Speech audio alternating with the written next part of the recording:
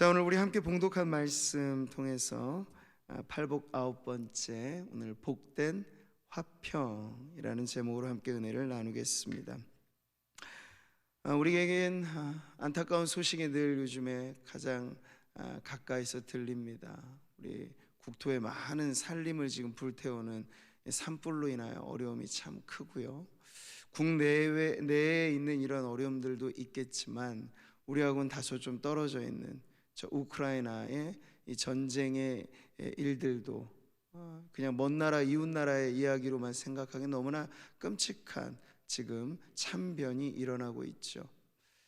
전쟁 발발 시점부터 한 열흘이 경과되는 시기인데요. 무탈하게 살아가는 성도들의 열흘이란 그간에 뭐 있었지 싶을 정도로 그냥 훅 지나가는 날인데, 나라와 나라 사이에 전쟁이 일어나서 강국이 약소국을 짓밟는데 열흘은 한 나라를 완전히 초토화시키기에 그리 긴 시간이 아닌 겁니다. 여러분, 여러 외신 보도를 통해서도 우리가 보고 있습니다만 국제사회 공조해서 제재를 가하고 외교적인 협상을 통해서 막으려고 하지만 쉽게 이 전쟁의 양상이 그쳐지지 않습니다. 누군가 그런 말을 했어요. 전쟁이란 겪어보지 못한 자에게는 참 달콤한 것이지만 저렇게 보시듯 포탄이 쏟아지고 폭발이 일어나서 한 도시가 폐허가 되는 장면을 보면 전쟁은 결코 젊은이들이 좋아하는 온라인상의 워게임 그런 것하고는 다른 것이라는 걸 알 수 있습니다. 외신 보도에 저는 주목하는 한 장의 사진이 더 있었는데요. 저 6살짜리 아이가 포탄에 맞아 죽음에 이르게 되는 그 끔찍한 참변이 보도가 되었을 때 이 아이를 보던 그 의사는 푸틴이 이 아이의 허망하게 죽은 이 모습을 본다면 과연 이 전쟁을 계속 이어갈 것인가, 그렇게 기사가 실리기도 하였습니다. 자, 여러분, 이렇듯 전쟁이라고 하는 건 참 쓰디쓴 결과를 모두에게 자아내게 하는 것이죠. 우리는 옛 복음성가에서도 그런 노래를 불러왔습니다. 세상은 평화 원하지만 전쟁의 소문은 더 늘어만 간다. 이 모든 인간 고통, 괴로움, 두려움뿐 그 지겨움 끝이 없네. 근데 인류 역사상 여러분, 전쟁이 종결됐던 시기가 없다는 걸 안다면 우리는 정말 이 세상은 평화를 원하건만 왜 이토록 전쟁은 끝나지 않는 것인가? 우리나라와 가장 가까이 붙어있는 저 북한이라고 하는 나라 역시도 지금 계속해서 미사일 도발을 하면서 위협을 하고 있는 이러한 상황에서 우리는 종전이 아니라 이 휴전 상태에서의 두려움, 이 평화와 안보가 언제나 위협을 받을 수 있는 그러한 상황에 있다는 것을 알 수 있죠. 여러분, 국가 단위의 이런 전쟁과 이런 이야기들은 조금 다소 멀게 느껴지실지도 모르겠습니다만 불화가 있는 곳, 그래서 평화를 간절히 바라는 곳은 단지 국가 단위의 큰 문제만은 아닐 것입니다. 여러분, 가정에 폭력이 일어나고 부부지간에, 부모 자식지간에, 동기간에 이러한 불화가 일어나게 되면 그 가정은 삽시간에 지옥 같은 공포의 도가니가 됩니다. 이웃 사촌이란 말이 이제 무색해질 만큼 위 아래층의 층간의 소음만으로도 참아주지 못하여 칼부림까지 나는 이러한 우리는 험악한 세상을 살고 있습니다. 어디 그뿐인가요? 현대인들은 많이 마음의 병을 앓고 살아가죠. 그게 결국은 자기와의 불화입니다.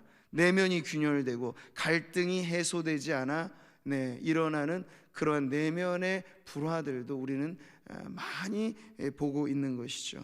자, 살아가는 삶 자체가 전쟁 같은 세상인 것입니다.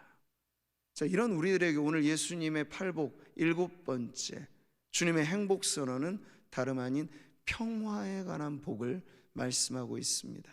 그러니 너무나 시적절하게 오늘 우리가 살아가는 이 땅 가운데 절실한 필요인 이 평화가 주님께서 우리에게 말씀하신 복이라고 하는 것을 귀 기울일 때, 여러분, 오늘 예배하는 성도님들의 삶 가운데도 주님의 평화 가득히 넘쳐나시기를 축복합니다. 우리는 팔복이라고 하는 것이 8개의 봉우리가 연결된 거대한 산맥이고, 우리는 그 산맥을 탐험하듯 지금 그 여행을 하고 있습니다. 경로는 이어진 것이고, 그래서 우리가 7번째 복까지 이르렀을 때 각각의 복들이 서로 무관하고 단절된 것이 아니라는 걸 알 수 있습니다. 화평하게 하는 자는 복이 있나니 라는 이 7번째 복, 화평하게 하는 자의 우리의 모습 속에 이미 우리는 지나온 경로를 보는 것입니다. 그 마음 안에는 분명 심령의 가난함, 애통함, 온유함, 의에 줄이고 목마름, 긍휼히 여김, 그리고 마음의 청결함이 깃들어 있는 바로 그 사람이 또한 화평하게 하는 자라는 것이죠. 그래서 오늘 성경이 말씀하고 있는 이 화평이라고 하는 건 작은 지엽적인 문제가 아니고 매우 포괄적인 선이고, 그리고 온전한 덕이라고 하는 것을 알 수 있습니다. 그리고 7번째 화평의 복은, 복된 화평은 3번째 온유하고도 많은 연관이 맺어 있습니다. 여러분, 온유가 무엇입니까? 하나님 말씀과 사랑에 길들여진 마음이죠. 그렇게 온유한 사람은 하나님과 더불어 화평을 누릴 뿐만 아니라 사람과의 관계 속에서도 화평을 누립니다. 말씀을 보시죠. 그러나 온유한 자들은 땅을 차지하며 풍성한 화평으로 즐거워하리로다. 땅을 기업으로 받을 뿐만 아니라 그들이 곧 풍성한 화평을 누리게 될 것이라는 거죠. 여러분, 팔복은 모든 복의 내용이 한 방향을 가리키고 있습니다. 바로 예수님이죠. 팔복의 가장 완성된 모습을 보려 한다면 우리는 예수님을 보아야 합니다. 그러니 7번째 이 화평의 복 역시도 예수님을 볼 때 우리는 이 모습을 진정 잘 알 수 있겠는데요, 오래전 예수님께서 이 땅에 오시기 전부터 선지자들을 통해서 예고된 그 메시아 상은 바로 이것이었습니다. 같이 보시죠. 하나님가 우리에게 낳고 한 아들을 우리에게 주신 바 되었는데 그의 어깨에는 정사를 메었고 그의 이름은 기묘자라 모사라 전능하신 하나님이라 영존하시는 아버지라 평강의 왕이라 할 것임이라. 아멘. 네, 오실 메시아, 그리고 오신 그리스도 예수, 그분은 바로 평강의 왕이십니다. 바로 이 평강의 왕이신 예수님께서 오늘 말씀하시는 거예요. 복되도다 너희 평화를 이루는 자들이여, 화평하게 하는 자들이여 라고 말씀을 하시는 거죠. 이제 우리는 그 평화의 왕이신 예수님께서 진정 복되다고 말씀하신 화평하게 하는 자가 누구인가를 살펴보겠는데요, 원어에서 이 단어는 매우 독특합니다. 에이레노포이오스라고 하는 이 독특한 단어는요, 그저 평화만을 나타내는 게 아니고 평화를 이루는 자라는 뜻이 있어요. 그러니까 중재자의 의미를 담고 있죠. 서로 다소가 양자 간에 불화가 있을 때 그 사이에 중재를 해서 화평을 이어주는 사람, 그 사람이 바로 오늘 화평하게 하는 자라고 하는 거예요. 영어 성경에서는 그래서 이 단어를 한 단어로 번역을 했죠. 피스메이커라고, 평화를 만들어내는 자라고 번역을 한 거예요. 자, 우리는 예수님께서 그 자신이 어떻게 피스메이커로 화평을 우리에게 주셨는지를 알고 있습니다. 거기엔 상당한 대가가 지불되었다는 사실을 말이죠. 그가 찔림은 우리의 허물 때문이요 그가 상함은 우리의 죄악 때문이라.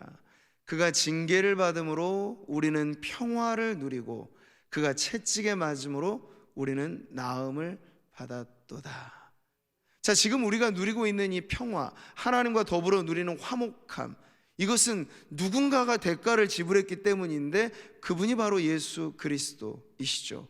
예수님께서 우리의 죄로 인하여 우리가 당해야 할 징계를 주님이 당하심으로 오히려 우리에게는 평화의 선물을 안겨주셨다는 거죠. 여러분, 사실 화평이라는 말, 평화라는 말, 평강 다 같은 말이에요. 이 교회에서만큼 자주 사용되어지는 단어가 없지요. 우리는 오늘도 또 늘 예배 때마다 반가이 서로를 맞이할 때 샬롬이라는 인사를 하잖아요. 여러분, 이 샬롬이라는 단어는 구약시대 성도들의 인사였습니다. 평안이라는 뜻만 담고 있지 않고 번영, 성공이라고 하는 의미도 갖고 있어요. 서로 대할 때마다 짧으면서 가장 아주 간결하게 축복해 줄 수 있는 인사가 샬롬이라는 거죠. 이게 신약 성경으로 넘어오게 되면 에이레네라고 하는 단어로 그 당시 언어로 쓰여지게 되는데, 마찬가지로 초대교회 성도들이 서로 만날 때마다 주고받는 인사가 바로 이것이었습니다. 성경을 보시죠. 내가 내 형제와 친구를 위하여 이제 말하리니 내 가운데 평안이 있을지어다. 우리가 서로에게 빌어줄 수 있는 가장 큰 축복이 바로 샬롬, 에이레네라는 이런 평안이라는 거예요. 여러분, 예수님께서 12사도를 세우셔서 전도 현장에 보내주실 때 만나는 이들에게 이것 전해주어라 하신 말씀, 또 그 집에 들어가면서 평안하기를 빌라. 여러분, 교회가 불신 세상에 전해줄 수 있는 가장 좋은 복음은 평안의 복음인 거예요. 자, 이러니 우리는 화평이라고 하는 것이 왜 복된지를 압니다. 그것이 가장 그득한 번영이고 성공이고 또 온전함의 상태를 표현해 주는 것이기 때문이죠. 자, 성도들이 이 화평을 누리는 것에 이제 넘어서 이 화평을 전하는 사람이 되어야 한다라고 하는 것을 우리는 알아야 되겠는데요, 이것의 본이 되어주는 사도들의 본보기는 그들이 편지를 쓸 때마다 늘 편지의 앞머리에 가장 우선적으로 이 평안을 구하며 축복의 인사로 나누었다 하는 건데요, 바울의 편지 중에 하나를 보시면요, 하나님 우리 아버지와 주 예수 그리스도로부터 은혜와 평강이 있기를 원하노라. 베드로의 편지를 보시죠. 택하심을 받은 자들에게 편지하노니 은혜와 평강이 너희에게 더욱 많을지어다. 사도 요한도 마찬가지예요. 예수 그리스도로 말미암아 은혜와 평강이 너희에게 있기를 원하노라. 사도들은 그들의 축복의 메시지를 담아 편지를 보낼 때 교회에 대한 목회적인 그들의 최우선의 관심은 성도들이 평안하기를, 평강의 복이 넘쳐나기를 바랐다라는 거죠. 이 신구약 공통의 복이 바로 평화라는 것이었습니다. 자, 그래서 예수 그리스도뿐만 아니라 그의 사도들이, 그리고 이제는 교회와 그 안에 속한 모든 성도들이 전해야 할 것 역시도 우리가 받은 이 평안을 또한 나누어야 한다 하는 사실을 우리는 보게 되는 것이죠. 그래서 이 평강, 화목, 화평이라고 하는 것은 성도들이 삶에서 선택적이지 않은, 반드시 우리의 삶이 화평하게 하는 자가 되어야 한다는 명령으로 주어집니다. 이 구절을 같이 보시면요, 할 수 있거든 너희로서는 모든 사람과 더불어 화목하라. 제한이 없어요, 여러분. 모든 사람과 더불어 화목, 화평함을 이루라는 거죠. 또 있습니다. 모든 사람과 더불어 화평함과 거룩함을 따르라. 이것이 없이는 아무도 주를 보지 못하리라. 그러니까 여러분, 평화라는 건요, 사람을 가리는 것이 아닌 거예요. 오히려 불화가 있는 곳에 평화를 심어주는 것이 화평하게 하는 자의 사명이라고 한다면, 나와 불화의 관계에 있는 사람들을 대상으로 오늘 이 말씀을 적용해야 되는 거죠. 그냥 오랜 친구지간끼리 뭐 서로 노력하지 않아도 편안한 사이의 관계 안에서 이 말씀이 우리에게 크게 와닿는 것이 아니라 좀 껄끄러운 관계, 나와 잘 안 맞는 사람, 뭔가 좀 소통이 잘 안 되는 관계, 그런 관계에 여러분 이 말씀이 우리에게 적용이 돼야 돼요. 그 사람과 더불어서 화평을 이루라는 말씀이니까요. 그래서 말씀에는요, 이 화평을 이루는 그 사명 자체가 모든 성도들에게 공통적으로 주어진 직분이라고까지 말씀해요. 이렇게 말이죠.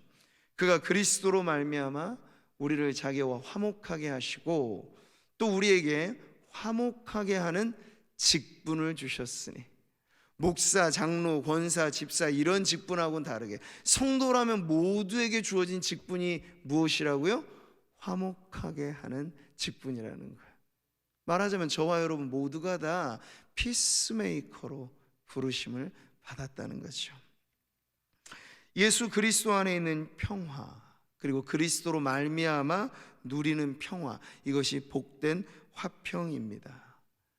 제가 서두에도 말씀드렸듯이 전쟁이 발발하면 평화는 가장 중대한 염원이 되는 거예요.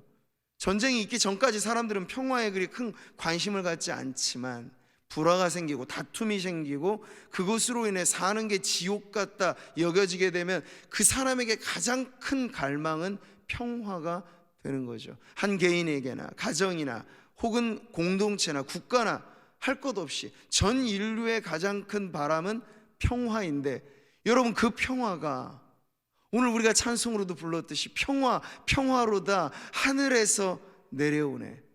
누구에게로요? 예수 그리스도를 구주로 믿는 그 평화의 왕을 모시고 살아가는 성도들은 그 그득한 복된 평강을 이미 누리고 살아가는 줄 믿습니다. 이 찬송이 여러분의 고백이 되기를 바라요. 평화, 평화로다. 내 마음 가득히 주님의 평강이 넘치도다 라는 고백 말이죠. 자, 그래서 우리는 이것을 사명으로 여기기 전에 먼저는 교회가 평화를 듬뿍 누려야죠. 그래야 세상을 향하여 이 평화, 흘러넘치는 평화를 전할 것 아니겠습니까? 내게 강 같은 평화라고 찬송하잖아요. 같은 평화. 네, 그냥 졸졸졸 작은 시냇물 정도로 연상하시면 안 돼요. 콸콸 넘쳐나는. 네. 우리 조금만 옆으로 가면 낙동강이 흐르잖아요. 그 그득한 강줄기처럼 여러분 교회가 평화의 강물을 흘려보내는 수로가 되어야 그 강줄기가 가 닿는 곳마다 생명이 일어나잖아요. 봄이 되면 꽃이 피고 가을 되면 열매 맺고 하는 것은 물의 수원지가 있기 때문에 가능한 것인데, 평화의 물줄기로 교회가 그렇게 존재한다면 이 지역과 나라와 민족 넘어 열방을 향하여서 우리는 평화를 가져다주는 평화의 메신저로서의 사명을 감당하게 될 것입니다. 자, 우리 7번째 복 역시도요, 이 복된 상태만이 아니라 그 이유를 가르쳐 주죠. 후반절을 우리가 같이 보시면요, 화평하게 하는 자는 복이 있나니 그들이 하나님의 아들이라 일컬음을 받을 것이며. 아멘. 여긴 남성으로 아들만 있는 건 아니니까 서운해하지 마세요. 아들, 딸 다 포함된 말입니다. 하나님의 자녀가 된다 하는 의미이죠. 근데 여러분, 그냥 우리는 늘상 자주 하는 말이니까 이게 뭐 그리 특별한 것인가, 특별한 복인가 생각하실 수도 있겠습니다만, 예수님께서 이 말씀을 하실 당시의 상황에서 이것을 듣는다면 하나님의 아들이라고 하는 호칭은 이건 엄청난 것이었어요. 네. 세상 천지에 하나님의 아들이라 불려질 수 있는 분은 오직 한 분밖에 없었죠. 예수 그리스도밖에 없었어요. 근데 그것이 이제 화평하게 하는 자로서 이 땅을 살아가는 성도들 누구에게나 모두에게 적용된다고 하는 점에서 아주 놀라운 복의 이유가 되는 것입니다. 앞서서 나온 첫째부터 여섯째까지의 복을 여러분 총 헤아려 보세요. 그 복된 이유를, 천국을 소유하고 위로받고 땅을 기업으로 얻고, 네, 배부르고 긍휼히 여김을 받고 하나님을 본다. 근데 이 총합이 어디에서 가능하겠습니까? 하나님의 자녀가 되면 이 모든 걸 누리는 거예요. 하나님의 나라는 우리 아버지 되시는 하나님의 나라이기 때문에 우리가 하나님의 자녀로서의 상속권을 갖게 되면 그 나라가 우리의 소유가 당연히 되는 것이죠. 여러분, 부모 자식지간에 만날 때 무슨 어려움이 있습니까? 없잖아요. 하나님을 볼 것이며, 누가요? 하나님의 자녀로서 살아가는 성도들이 이 복을 누리게 된다는 거죠. 로마서 말씀을 보십시오. 자녀이면 또한 상속자, 곧 하나님의 상속자요, 그리스도와 함께한 상속자라고 말씀하고 있어요. 그러니까 여러분, 이 땅을 살아가면서 여러분이 무엇을 가지고 살아가느냐만 너무 그것 때문에 매일 필요가 없어요.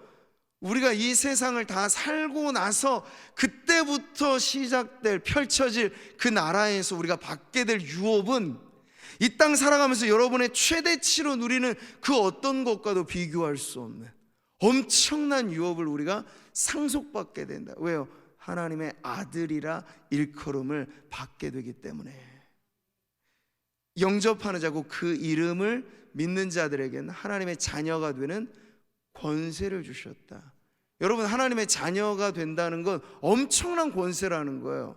그건 하나님 아버지께서 우리에게 유업으로 주실 것을 받아 누리는 그런 축복이 되기 때문이죠.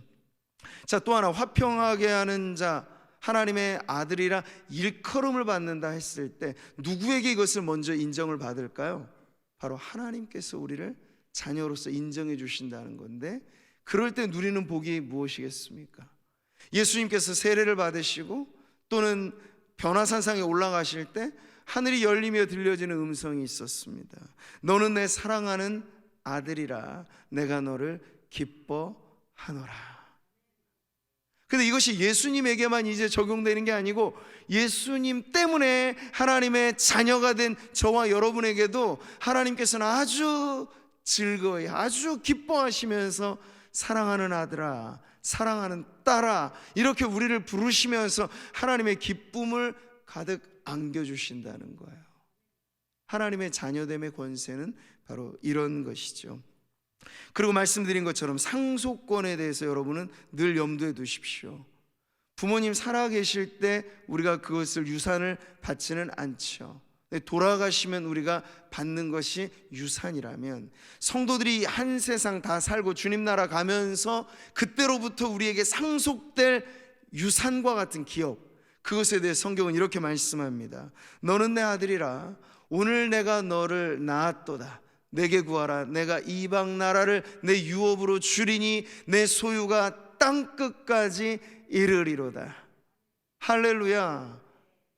여러분, 온유한 자가 땅을 기업으로 받겠다 했잖아요. 근데 우리는 기업으로 얻는 그 땅을 너무 작은 범위로서 이해할 수가 있겠어요.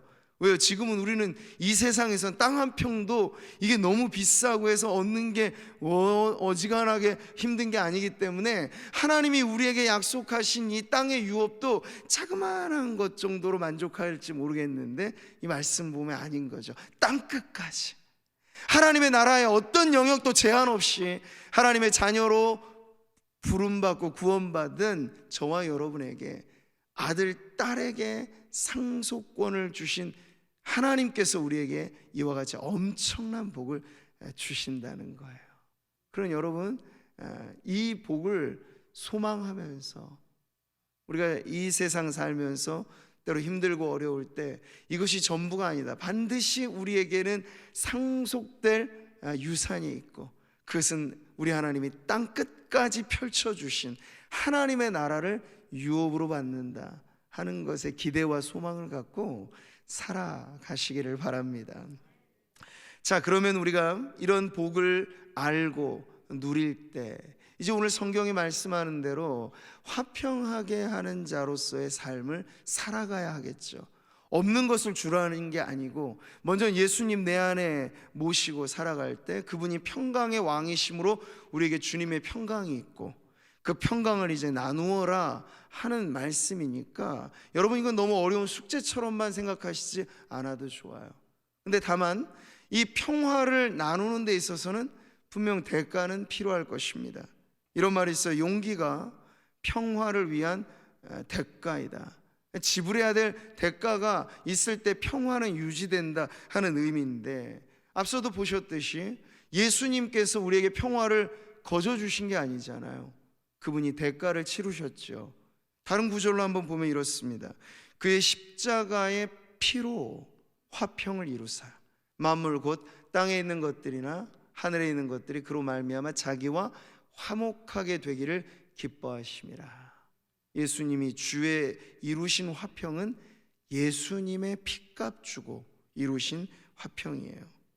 자, 그러니 여러분, 만약 내가 나를 미워하는 누군가와 화목하기를 바란다 하면 대가가 필요하겠죠. 물론 그와 나 사이에 이미 예수님께서 흘리신 보혈이 있기 때문에 이게 가장 분명한 화평의 이유가 근거가 됩니다. 그런데 내 편에 있어서도 작은 하나의 대가가 요구되어진다면 여러분, 그 사람과 나 사이에 화평이 이루어질 때 우리는 이 빨리 가는 길과 더디 가는 길이 있어요. 여러분 어떤 선택지를 원하십니까? 되도록이면 빨리 가면 좋잖아요. 더디 가는 길이 먼저 가르쳐 드린다면 더디 가는 길은 그 사람이 먼저 나를 용서해 주기를 바랄 때 그건 더디 갈 수 있어요. 그런데 빠른 길이 있어요. 내가 그 사람을 위해서 희생하고, 내가 그 사람을 위해서 양보하고, 내 자존심 한번 눌러가고, 그러면서 그 사람과 나 사이에 예수께서 막힌 담을 헐어두신 것을 나도 믿음으로 인정하면서, 하나님 내 작은 십자가 나도 지고 나를 부인하면서 주님 이루라 하신 이 화평을 위해서 내가 대가를 지불하겠습니다, 이렇게 여러분 결정하면 이 선택은 매우 빠른 화평의 지름길이 될 것입니다. 오늘 이 말씀을 여러분 마지막 적용하는 대목에서는 이제 우리는 국가와 나라 사이 어떤 거대한 전쟁이란 이런 문제, 좀 피상적으로 멀게 느껴지는 문제가 아니고 바로 내 삶의 안에서 이 화평의 문제만 하면 누군가 떠오르게 되는 그러한 트러블적인 관계의 문제 안에서 화평하게 하는 자로서 어떻게 살아갈 것인가에 대한 아주 구체적이고 세밀한 적용을 해야 할 것인데, 해결하는 원리는 주님이 앞서 보여주신 그 본을 따르면 된다는 거예요.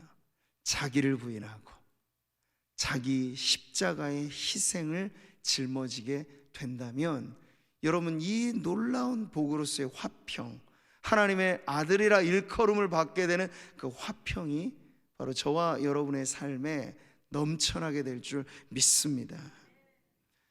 예수님 당시에 그 사회가 여러 분파가 있었습니다.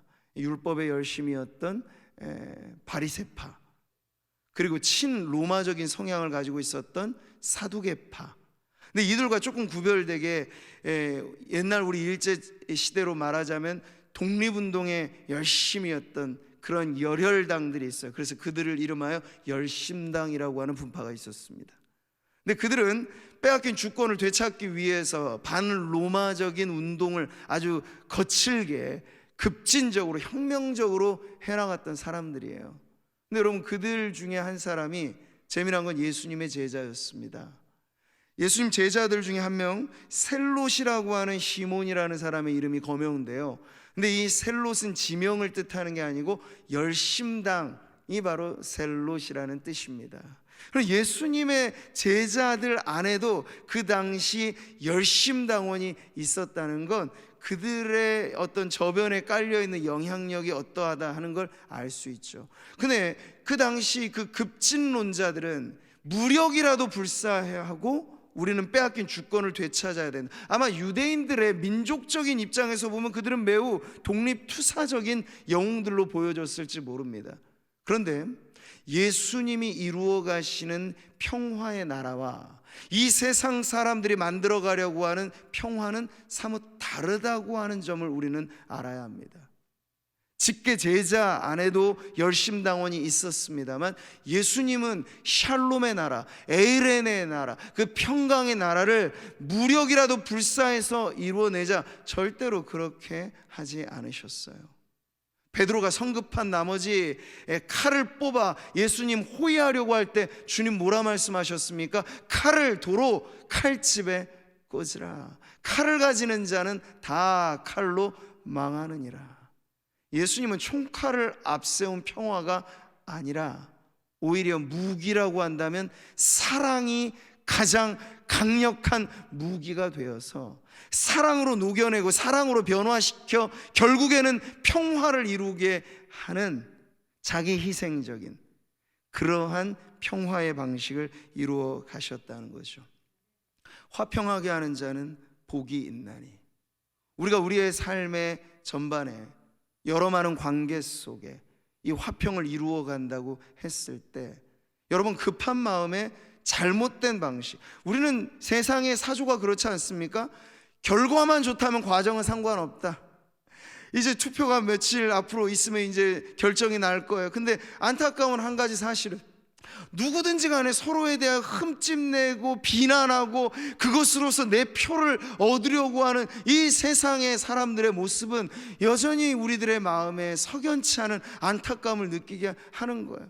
상대방을 칭찬하거나 존중하거나 높여줌으로써 자신의 존재도 얼마든지 돋보여질 수도 있음에도 불구하고 이 세상의 경쟁 구도는 그렇게 내버려 두질 않는 거예요. 남을 깎아내려야, 짓밟고 올라가야 나에게 한 표가 더 생겨나기 때문에 일찍부터 우리는 그런 경쟁 우위 사회 속에서 남들과 싸워라, 이겨라, 그래야 쟁취한다, 바로 너의 평화를, 이러한 세상의 가치관에 물들어 있어요.